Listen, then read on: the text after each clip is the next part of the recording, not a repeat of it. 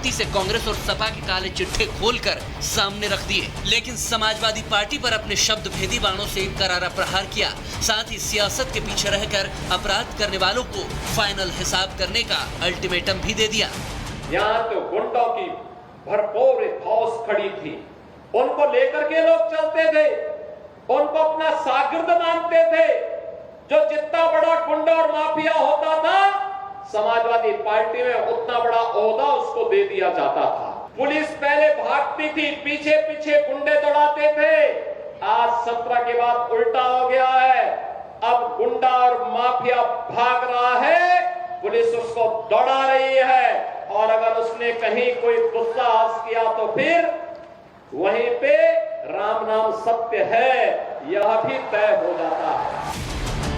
कुल मिलाकर योगी ने साफ कर दिया कि प्रदेश में माफियागिरी नहीं चलेगी, चलेगा तो सिर्फ कानून का राज, और जो कानून को ठेंगा दिखाएगा उसका काम तमाम करने का काम कानून के तहत किया जाएगा। Bureau report, Republic Bharat. दर्शकों, सीएम योगी आदित्यनाथ यूं ही कुछ भी नहीं कहते हैं। उनके एक एक शब्द के पीछे कोई ना कोई वजह छिपी होती है। फुल होमवर्क करके वो ग्राउंड पर उतरते हैं, रिपोर्ट आती है, और यही वजह है कि उनके किसी भी एग्जाम में फेल होने का सवाल नहीं उठता है। क्योंकि योगी का कोई भी फैसला, चाहे प्रदेश के विकास का हो दर्शकों, या फिर माफियाओं के खात्मे का हो, या बेटियों की सुरक्षा का, वो कहीं से कहीं तक किसी भी हाल में समझौता करने को तैयार नहीं होते हैं। और यही वजह है दर्शकों कि अखिलेश ने जब मंगेश यादव एनकाउंटर पर सवाल खड़े किए तो योगी उसका जवाब देने खुद सामने आए। यही है वो एनकाउंटर। लेकिन यहां सवाल अखिलेश यादव के इंसाफ के पैमाने पर भी खड़ा होता है। समझिए दर्शकों, जो योगी सरकार के किसी भी फैसले को उस तराजू में तौलते हैं जिसमें योगी गलत साबित हो जाए,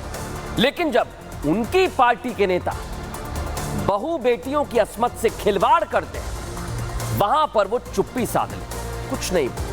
फिर चाहे वो मामला अयोध्या का हो दर्शकों, मोहित खान आपको याद होगा, या फिर कन्नौज का नवाब हो, अखिलेश यादव की चुप्पी की वजह सबसे बड़ी है उनके नेताओं की हिम्मत को बढ़ाने वाली। और सपा के दागी नेताओं की लिस्ट में अब एक और नाम जुड़ गया है दर्शकों, एक और नाम जुड़ गया है, बता रहा हूं आपको। क्योंकि क्या हुआ था ये देखिए आप। और सीएम योगी आदित्यनाथ ने कहा है लाल टोपी के काले कारनामे।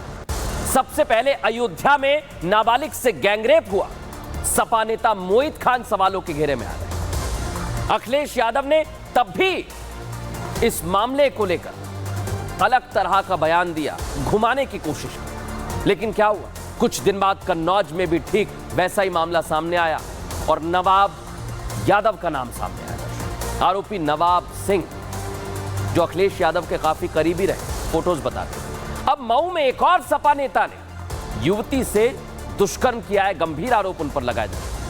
यह आरोप दुष्कर्म से भी आगे बढ़कर है।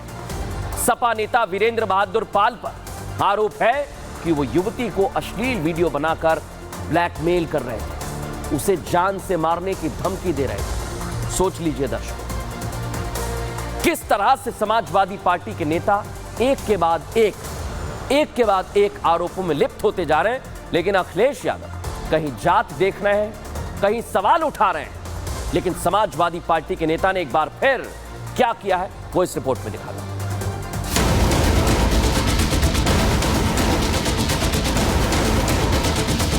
मेरठ में एक नाबालिग के साथ सामूहिक दुष्कर्म की घटना पर शासन प्रशासन की निष्क्रियता घटना के समान ही घोर निंदनीय है। इंसाफ हो। तो अखिलेश यादव मेरठ में हुए नाबालिग से दुष्कर्म की घटना पर इंसाफ की मांग कर रहे हैं। इंसाफ के लिए आवाज उठाने में कोई गलत बात नहीं, कानून के तहत हर अपराध का हिसाब होगा। लेकिन अखिलेश जी, मेरठ के लिए तो आपने इंसाफ मांग लिया, लेकिन मऊ से सामने आए दुष्कर्म पर आप कब इंसाफ मांगने वाले हैं?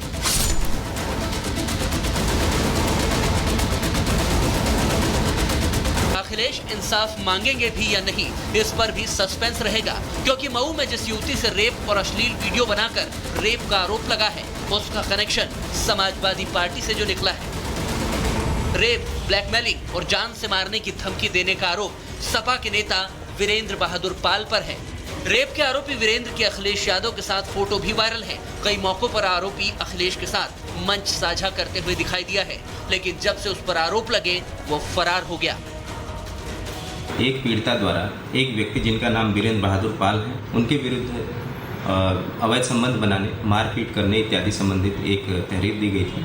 उनके साथ 6 तारीख को अपने चैम्बर के पास जाकर गाली गलौच और मारपीट किया गया। प्रथम सूचना रिपोर्ट दर्ज करके अग्रिम विधिक कार्रवाई की जा रही है। मऊ बार एसोसिएशन का अध्यक्ष रह चुके वीरेंद्र पाल पर अब क्या अखिलेश यादव कुछ बोलेंगे? क्या सोशल मीडिया पर पोस्ट कर इंसाफ की मांग करेंगे, या फिर मोहित खान के कांड जैसे इस केस में भी डीएनए से लेकर नार्को टेस्ट की मांग करेंगे? खैर, मामला योगी के प्रदेश से सामने आया है तो योगी और उनकी पुलिस कानून के तहत हिसाब जरूर करेगी। Bureau report, Republic Bharat. Yogi Adityanath ने कह दिया, दर्शकों, हिसाब तो होगा, अपराध करोगे तो भुगतना पड़ेगा। और मऊ में हुए रेपकांड में समाजवादी पार्टी के नेता का नाम सामने आने के बाद बीजेपी ने एक बार फिर हमला किया है समाजवादी पार्टी पर। बीजेपी आईटी सेल अध्यक्ष अमित मालवीय ने इसे लेकर अखिलेश यादव पर निशाना साधा। वो ट्वीट में आपको दिखा रहा हूं दर्शकों। मोहित खान और नवाब सिंह यादव के बाद सपा नेता वीरेंद्र बहादुर पाल पर बलात्कार का आरोप लगाया। अब अखिलेश यादव डीएनए टेस्ट की मांग करेंगे। पिछले कुछ दिनों से कई सपा नेताओं द्वारा महिलाओं के साथ दुर्व्यवहार की घटनाएं सामने आई।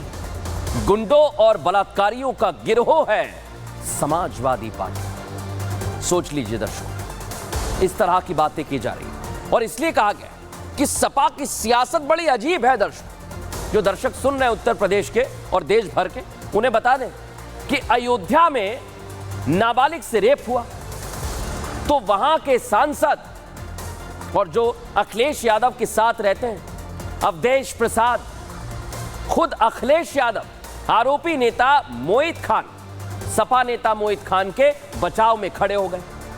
ना पीड़ित से उसका हाल जानने के लिए पहुंचे, ना उसके परिवार से मिले। सोचिए जरा आप, योगी आदित्यनाथ ने मुलाकात की थी, आरोपी पर सख्त कार्रवाई का कम से कम आश्वासन ही दे देते। लेकिन अयोध्या में ही जब एक दूसरी दलित नाबालिग का रेप होता है तो वो रात के अंधेरे में छिपते छिपाते हुए मिलने पहुंच गए। यही अवधेश प्रसाद, जो अयोध्या से जीते हैं, सांसद बने फैजाबाद। लेकिन जनता है जनाब, वो सब जानती है, वो सब समझती है। जब पीड़ित परिवार से मिलने पहुंचे रात के अंधेरे में, वो तस्वीर आपको दिखा रहा हूं, तो उल्टे पांव वहां से भेज दिए गए, भगा दिए गए। अवधेश प्रसाद से मिलने